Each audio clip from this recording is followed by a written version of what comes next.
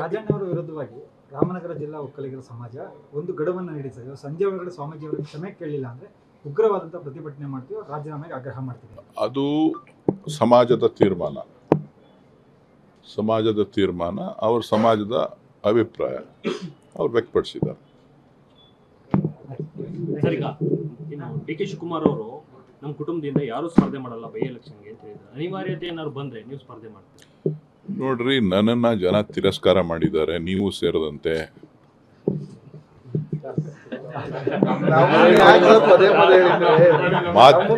ಮಾಧ್ಯಮಗಳು ಸೇರಿದಂತೆ ಎಲ್ಲರೂ ಕೂಡ ನನ್ನ ಆಚಾರ ವಿಚಾರಗಳನ್ನು ಬಹಳಷ್ಟು ವಿಭಿನ್ನವಾಗಿ ಚರ್ಚೆ ಮಾಡಿ ತಿರಸ್ಕಾರ ಮಾಡಿದ್ದಾರೆ.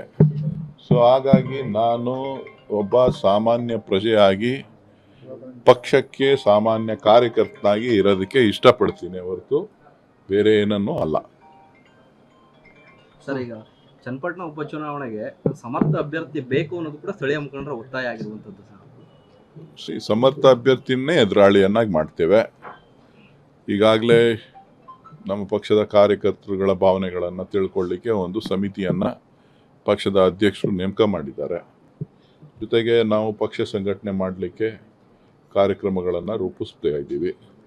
ಸೊ ಅದು ನಮ್ಮ ರಾಜ್ಯಾಧ್ಯಕ್ಷರು ಮತ್ತು ಮುಖ್ಯಮಂತ್ರಿಗಳು ಮತ್ತು ನಮ್ಮ ಜಿಲ್ಲಾ ಎಲ್ಲ ನಾಯಕರುಗಳು ಎಲ್ಲರೂ ಸೇರಿ ಯಾವ ರೀತಿಯಾಗಿ ಇಲ್ಲಿ ಚುನಾವಣೆಯನ್ನು ಮಾಡಬೇಕು ಅನ್ನೋದನ್ನು ನಾವು ತೀರ್ಮಾನ ಮಾಡ್ತೇವೆ. ಚನ್ನಪಟ್ಟಣಕ್ಕೆ ನಾವು ಮೊದಲು ಬಂದಿದ್ದು ಅಂತ ಕುಮಾರಸ್ವಾಮಿ ಅವರು ಹೇಳಿದ್ದಾರೆ.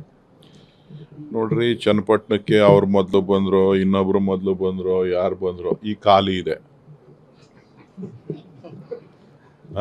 ಡಿ ಕೆ ಶಿವಕುಮಾರ್ ಹೋಗೋದೇ ಟೀಕೆ ಮಾಡ್ತಾರೆ ಸರ್ ಅವರು. ಈಗ ಸ್ವಲ್ಪ ಹೇಳೋದು ಕೇಳಪ್ಪ, ಇಲ್ಲಿ